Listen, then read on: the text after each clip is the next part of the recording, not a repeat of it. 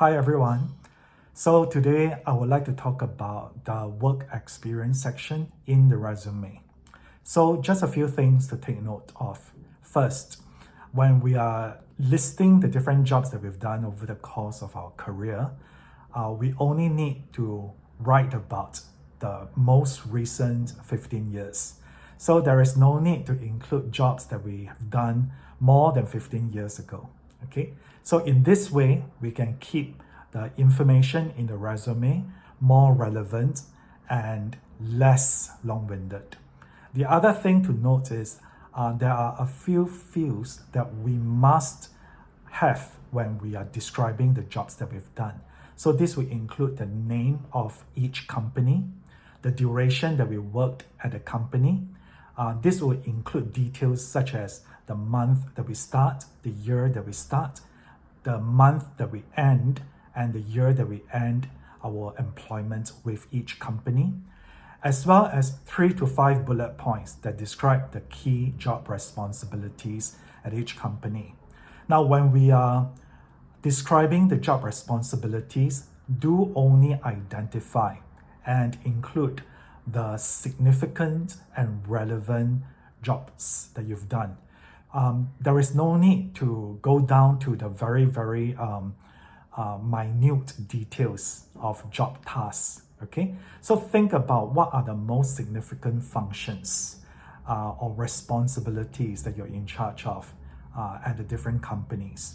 One other thing that I would advise you to consider is that if you are performing more or less the same job functions as you move from company to company, make sure you're not just copy and pasting the same 3 to 5 bullet points when you're talking about the job responsibilities in the different companies.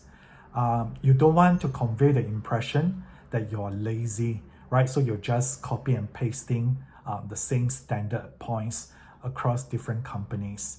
More important, you want to be able to convey a sense of progression in your career. So do think about what additional responsibilities you might have undertaken as you move from company to company, right? So this could be in terms of managerial or supervisory functions that might have been added to your portfolio, or it could just be about handling a different industry or a different types of clients or accounts as you switch companies. So you want to show that there is sufficient scope and as well as progression in your career history.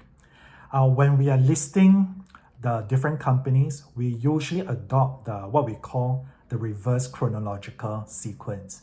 So we always start with the most recent job, right? That either if you're currently working, you should start with the job that you're currently in and then work backwards to your older jobs. So this would be the expected format in listing what are the most relevant jobs that we've undertaken.